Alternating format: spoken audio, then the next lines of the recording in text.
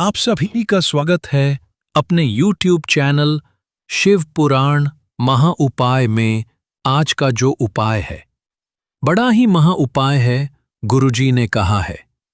जो ये उपाय हैं, आज 7 जून सुबह शनिवार निर्जला एकादशी अंतिम 10 बजे का ये 2 दीपक जला देना है।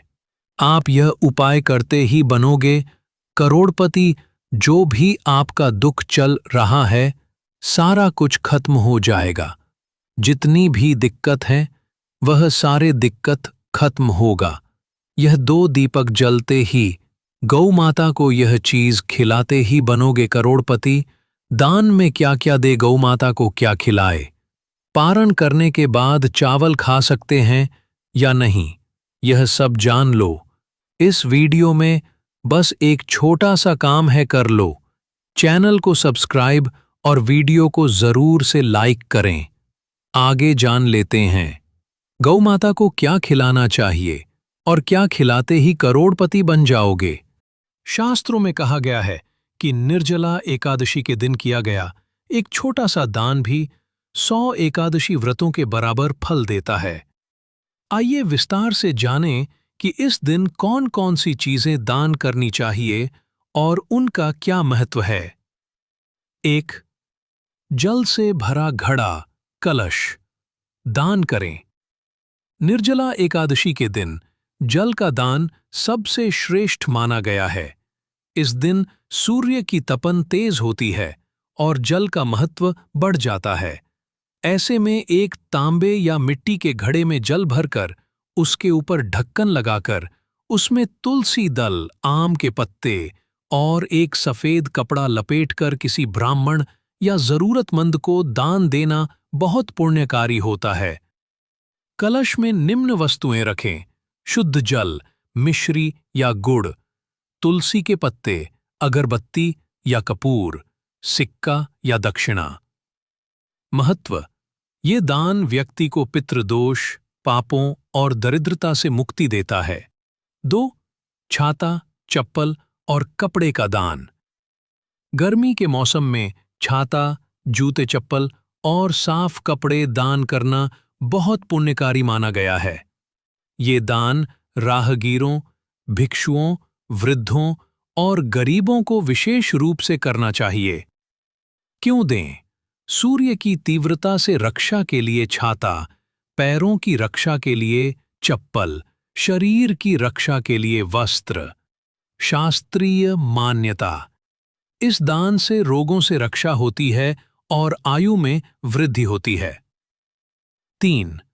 अन्न, फल और जल का दान। निर्जला एकादशी का व्रत स्वयं भोजन और जल से वंचित रहने का प्रतीक है। इसलिए इस दिन भूखे, प्यासों और जरूरतमंदों को अन्न और जल दान देना अत्यंत शुभ होता है। दान में दें चावल, गेहूं, दालें। मौसमी फल जैसे आम, केला, खरबूजा, पानी की बोतल या शरबत। लाभ: इससे जन्म जन्मांतर के पाप नष्ट होते हैं और व्रती को मोक्ष की प्राप्ति होती है। 4. पंखा और शीतल वस्तुओं का दान। ज्येष्ठ मास की भीषण गर्मी में हाथ से चलने वाला पंखा, चंदन, इत्र और शीतल पेय जैसे शरबत या बेल का रस दान करना बड़ा पुण्यकारी होता है। लेकिन बहुत कम लोग जानते हैं कि निर्जला एकादशी के दिन गौ सेवा यानी गाय माता की सेवा करने से जीवन में चमत्कारी परिवर्तन आते हैं। यदि आप 7 जून को निर्जला एकादशी के दिन गाय माता को विशेष चीजें खिलाते हैं तो आपकी मनोकामना पूरी हो सकती है, आर्थिक कष्ट दूर हो सकते हैं और घर में सुख समृद्धि बनी रहती है। आइए विस्तार से जानते हैं निर्जला एकादशी के दिन गाय माता को क्या-क्या खिलाना चाहिए और इसका क्या आध्यात्मिक व लौकिक फल मिलता है। गाय माता का महत्व: हिंदू धर्म में गाय को गौ माता कहा गया है क्योंकि वह मात्र एक पशु नहीं बल्कि देवत्व का प्रतीक है। पुराणों और वेदों में कहा गया है कि गाय के शरीर में सभी 33 करोड़ देवी देवताओं का वास होता है। विशेषकर भगवान विष्णु और लक्ष्मी माता की कृपा प्राप्त करने के लिए गाय माता की सेवा सबसे श्रेष्ठ मानी गई है।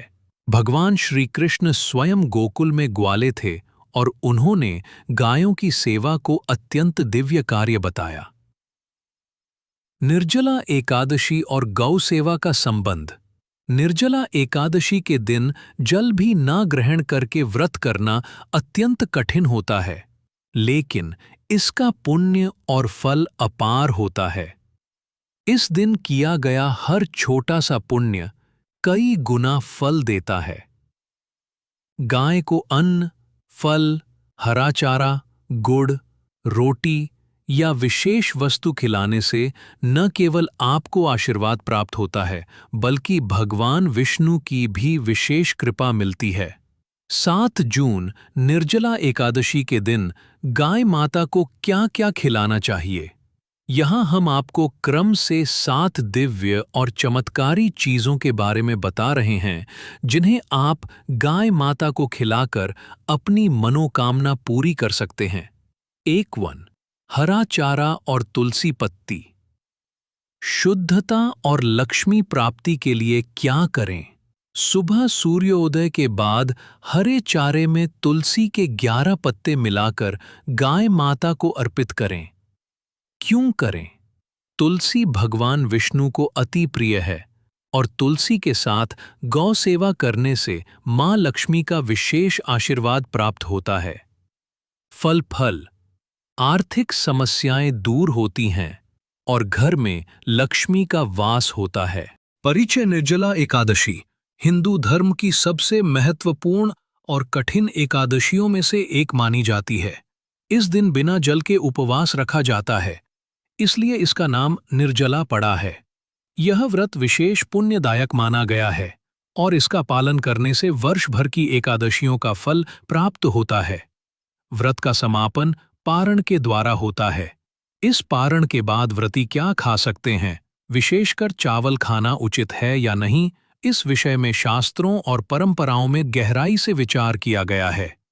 चावल का एकादशी में निषेध। धार्मिक मान्यता। हिंदू धर्म में एकादशी के दिन चावल नहीं खाने की परंपरा बहुत पुरानी है।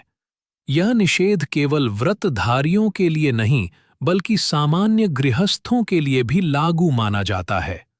पद्म पुराण और स्कंद पुराण जैसे ग्रंथों में स्पष्ट रूप से कहा गया है कि एकादशी के दिन चावल का सेवन वर्जित है, क्योंकि इसमें पाप तत्व समाहित हो जाता है। कारण क्या है?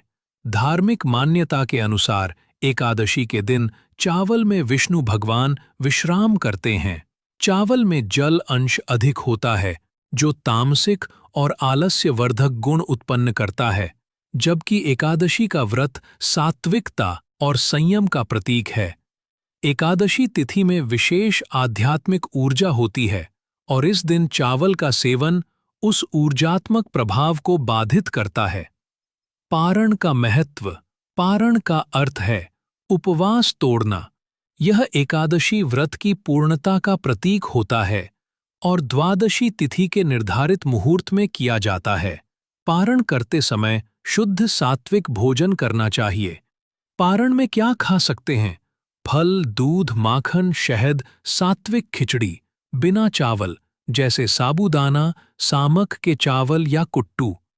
गेहूं या मक्के के आटे से बनी रोटी खाएं, उबली सब्जियां बनाकर खाएं। काउरला एकादशी 2025 10 बजे 2 दीपक जलाते ही बनोगे करोड़पति। गुप्त दीपक उपाय। निर्जला एकादशी को शास्त्रों में एकादशियों की राजा कहा गया है। इस दिन किए गए उपायों का फल 1000 गुना मिलता है।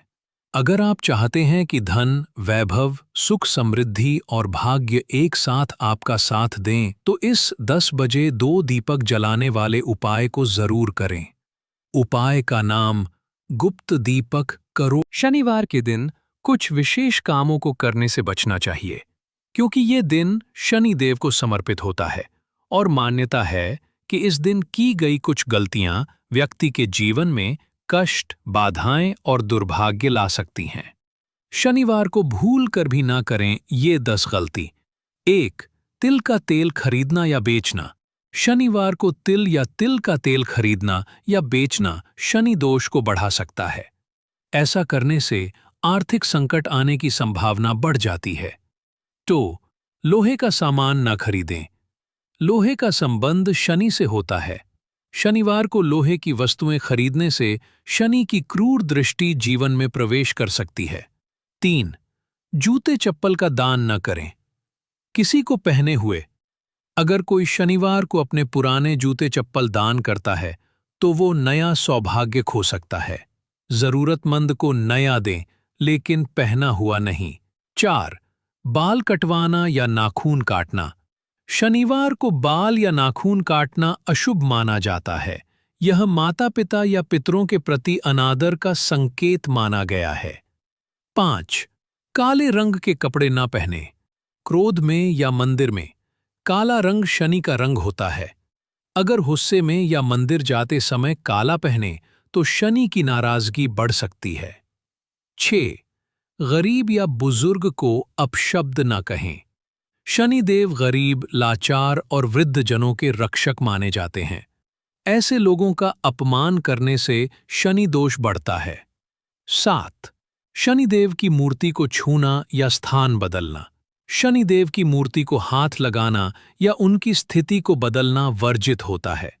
उनकी पूजा केवल दूर से ध्यानपूर्वक करें। 8. पेड़ पौधे न काटें। शनिवार को वृक्ष या पौधे काटना पितृदोष को जन्म दे सकता है। प्रकृति से जुड़े काम इस दिन स्थगित रखें। 9. मांस, मदिरा और नशे से दूर रहें। अगर आपको ये वीडियो अच्छा लगा हो तो जरूर से वीडियो को लाइक करें, चैनल को सब्सक्राइब करें। कुछ समझ में नहीं आया है तो नीचे कमेंट सेक्शन में जरूर से पूछें। ऐसे ही महा उपाय जानने के लिए नोटिफिकेशन ऑन करें। हर हर महादेव।